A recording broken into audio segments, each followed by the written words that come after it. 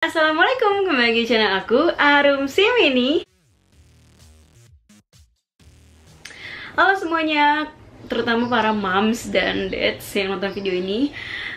Seperti kalian lihat judulnya, aku pengen sharing menu pasi alasi. Satu resep aja dulu ya, soalnya aku jarang bikin video kayak lagi masak gitu. Ini aku mau share satu resep. Sebelum mulai videonya, jangan lupa dulu like video ini, terus subscribe juga ya, biar aku makin semangat upload video, moms. Nah, sebelumnya aku mau kasih tahu dulu sebelum share ini aku mau kasih tahu doang ya. Alasi sekarang 10 bulan ya, giginya baru 2 di bawah dan baru mau tumbuh nih di atas 2 juga, makanya kadang suka rese makannya mungkin karena giginya lagi mau tumbuh. Dan aku share resep ini, aku ngikutin metode Dokter Meta, yang mungkin banyak yang tahu Dokter Meta. Aku udah baca bukunya, tonton video aku aja udah aku ceritain tentang bukunya, semua aku jelasin. Aku taruh linknya di bawah, nonton ya. Aku resepnya ngikutin metode Dokter Meta, jadi nanti kalau ada yang komen apa-apa, mendingan baca dulu buku Dokter Meta atau buka Instagram Dokter Meta, biar tahu gitu.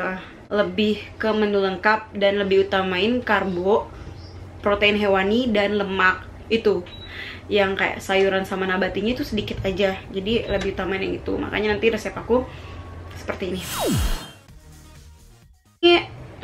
Aku mau share sekalian solusi GTM-nya Alasi tuh gimana, kenapa Alasi suka GTM juga. Tenang aja kok, Alasi nggak selalu lahap, makanya dia ada GTM-nya juga. Jadi ya sama lah, semua bayi gitu kan. Aku mau share, kalau yang nggak mau dengerin share pengalaman aku boleh di skip, cepetin ya please, jangan marah-marah bilang kebanyakan ngomong. Aku pengen cerita doang, pengen ngasih tahu, share aja. Yang pertama ya, Alasi GTM itu karena dari tekstur. Kalau menurut aku itu paling susah nyari tekstur yang pas buat mulut dia ngunyahnya. Dia 10 bulan nih, harusnya teksturnya udah yang agak kasar, ditumbuk-tumbuk gitu. Kalau 6-9 bulan, 6-8 bulan kan masih halus banget ya, bisa di blender semua dihalus. Kalau udah mulai 9-11 itu udah dicincang-cincang kasar, ditumbuk, dipenyet-penyet gitu ya. Tapi Alasi belum bisa kalau ngunyah yang kayak daging, kayak ayam, daging sapi gitu, sama ikan tuna yang berserat-serat gitu. Dia walaupun dipotong kecil, dipenyetin, dia masih nggak bisa tuh bikin dia GTM. Jadi cuma mau 3 suap, terus suapan berikutnya nggak mau karena kayak masih ngunyah gitu loh. Itu makanya aku sekarang masaknya udah dipisah. Kalau dulu kan waktu 6-8 bulan tuh masih digabung di blender jadi satu kan halus. Sekarang aku udah ribet ya, ikutin aja lah maunya anak. Aku pisah masaknya. Jadi kayak bubur, nasi dibuat bubur kan tuh, sama kayak sayuran wortel, brokoli atau apa dipotong kecil-kecil banget, itu nanti lembek. Nah kalau itu nggak aku blender, nggak aku penyetin, dia mau. Nah untuk lauknya seperti daging ayam, protein hewaninya gitu-gitu, itu aku blender pakai kuah kaldunya, aku blender, jadi kan jadi agak cair, nanti dicampur ke bubur itu.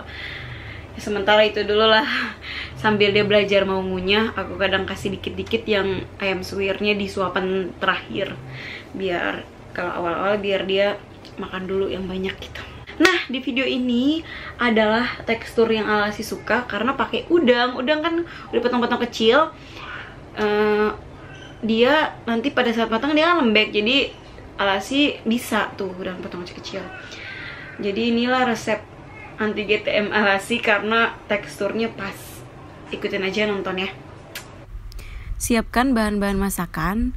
Ini aku ada beras 3 cup untuk karbohidratnya, dan protein hewaninya aku pakai udangnya udah dikupas dan udah dicuci. Terus bumbu rempah-rempahnya, bawang putih, bawang merah, daun jeruk, ada daun bawang juga. Dan menteganya ini aku pakai yang salted, jadi nggak usah pakai garam lagi. Ini sayurannya buncis, dan protein nabatinya tofu sedikit aja. Ini bayam merahnya aku skip. Dan gak lupa jeruk nipis untuk menghilangkan bau amis udang, sedikit aja diperas. Terus kita diemin selama 15 menit. Sambil nunggu udang diungkep pakai jeruk nipis, kita masak berasnya dulu, cuci berasnya. 3 cup, 1 cup ini 30 ml. 2 3 cuci beras. Dan masukkan buncis, masukkan tofu, kita tumis udangnya, nyalain kompor, masukin mentega, masukin bawang putih dan bawang merah, tumis sebentar. Lalu kita masukin daun jeruknya, ditumis lagi sebentar. Kita potong udang kecil-kecil. Tuh, ini udah dipotong-potong. Lalu masukkan udang. Kita tumis sebentar aja. Gak perlu lama karena cuma buat harum aja, karena nanti kita mau masak lagi di slow cooker. Nah, ini udah jadi. Kita masukin ke slow cooker udangnya sama mentega-menteganya, dimasukin untuk lemak ya. Tambahkan air sekitar 250 ml. Aku pokoknya sampai terendam agak banyak, setengahnya, biar lembek. Oh, udah, kita tambahin daun bawang sedikit aja, taruh di slow cooker. Nah, ini aku set timernya 2 jam, soalnya ini udah setengah 6. Alasi biasanya makan jam 8 atau setengah 9 biar gak mepet. Aku pilih yang 2 jam, jadi nanti matangnya sekitar setengah 8. Lalu nanti kalau udah matang, dia langsung ke mode keep warm. Untuk yang keep warm ini bertahan 4 jam. Jadi kita tetap panas masakannya selama 2 jam masak dan 4 jam keep warm. Nah, aku lupa rekam, tadi udah aku aduk. Kayak gini teksturnya. Jadi nggak cair kayak nasi tim itu kental, tapi lembek. Semuanya jadi lembek karena airnya pas dan 2 jam plus 3 jam keep warm. Masih baru makan nih setengah 9. Ini dia di mangkoknya. Udah aku hidangkan. Selamat makan, Yusi. Bismillahirrahmanirrahim.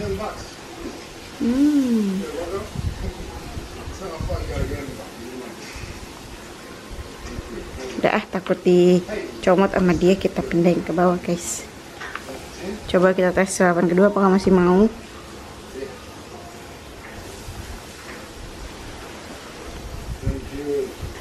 Nih. Nah. Ya jatuh dikit. Tinggal segini, sekitar 3 suap lah. Ini udah rese kalau udah mau terakhir. Kayak udah bosen dan udah kenyang. Udah nggak mau, tinggal segini. Tinggal dikit. Ya bener-bener nggak mau, udah kenyang. Bro. Kenyang ya, Dek? Bro. Kenyang ya, Dek? Itu dia resepnya yang aku udah buat 3 hari. Jadi selama, karena mumpung dia mau, aku buat 3 hari, ngabisin juga udangnya. 2 hari itu dia habis mulu. Nah, ini tuh hari ketiga aku bikin. Udah mungkin agak bosen ya.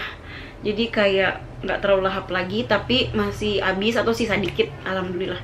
So aku udah mau ganti menu ayam. Kalau ayam nih harus dipisah masaknya. Ayamnya di blender gitu.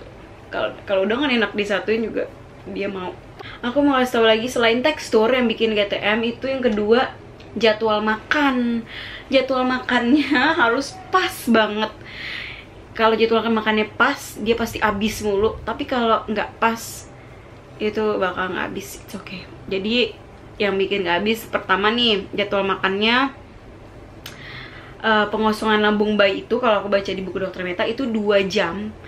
Jadi setelah dari nyusu, nyemil ke makan itu kalau bisa 2 jam. Kalau bayinya udah kelaparan banget, rewel-rewel, ya udahlah sih itu 1,5 jam. Tapi pengosongan lambung tuh 2 jam. Nah kalau Alasi tuh udah 2 jam lambungnya kosong, terus makan, dia pasti habis. Tapi nggak selalu pas kayak gitu, susah. Jadi misalnya Alasi kadang bangun jam 8 pagi sarapan. Kalau pagi dia tuh suka nggak habis karena mungkin pada saat jam 6 jam 7 nya dia suka nyusu lagi tidur. Jadi pas bangun jam 8 gitu, setengah 9 nggak habis gitu karena masih kenyang, ada sisa nyusunya gitu loh. Nah terus kadang jam 10 dia tidur, itu nyusu. Nah jam 10 tidur, nanti dia bangun jam 11, bangunnya dengan happy gitu kan. Nah jam 12-nya aku kasih makan, itu pas. Jadi pengosongan lambungnya udah 2 jam, dari jam 10 ke jam 12 itu pasti habis. Makan siang suka habis. Nah makan sore itu dia suka nggak habis juga karena bentrok sama ngantuk gitu. Abis nyemil sekitar jam 4 gitu kan. Nyemil di jam 4, terus mau makan ke yang jam 6. Kan 2 jam tuh biar kosong lambungnya, cuman dia suka rewel ngantuk. Jadi bentrok sama ngantuk makannya. Nah kalau ngantuk dia juga makannya nggak habis karena udah nggak kuat matanya jadi rewel. Jadi yang bikin GTM itu waktu jadwalnya. Jadi emang susah sih sebenarnya ngatur jadwal makannya. Karena suka bentrok sama ngantuk, bentrok sama dia nggak enak badan, bentrok sama waktunya nggak pas 2 jam, susah deh pokoknya. Ya itulah mams. Terus yang ketiga, kalau sakit, misalnya tumbuh gigi sama kayak demam gitu-gitu ya, itu pasti makannya dikit. Tapi setelah kalau udah nggak sakit, dilihat nih nggak sakit, ya harus digeber makannya. Gitu ini video dari aku. Nanti next aku upload lagi video resepnya kalau aku udah nemu yang Alasi suka banget lagi, dan yang snack banyak yang minta resep snack. Kalau snack tuh Alasi nggak terlalu ribet, aku lebih ke finger food biar dia belajar makan sendiri gitu. Tunggu aja di video selanjutnya, makanya jangan lupa subscribe. Lagi saran dari aku, jangan dipaksa kalau nggak makan, kecuali nih dia udah sesuai jadwal mulu setiap hari, terus udah teksturnya bener-bener kayaknya udah pas dan gak sakit nggak apa, tapi bener-bener nggak mau makan sampai udah gede, maksudnya udah setahun lebih gitu, mendingan periksa ke dokter aja, ke dokter anak, dicek kenapa. Karena kalau kata dokter Mekta itu bisa jadi suka ada infeksi virus gitu yang bikin kamu makan, tapi bukan sakit kayak dia lemes, bukan, cuman gak mau makan gitu. Suruh cek aja ke dokter anak kalau emang semuanya udah dicoba tapi masih salah. Kalau Alasi sih kadang-kadang aja, kadang mau makan, kadang nggak gitu. Jadi aku masih ya fine-fine aja gitu. Jangan lupa like video ini, terus share ke moms and dads lainnya yang punya anak nih, yang MPASI. Dan jangan lupa juga subscribe. Bye!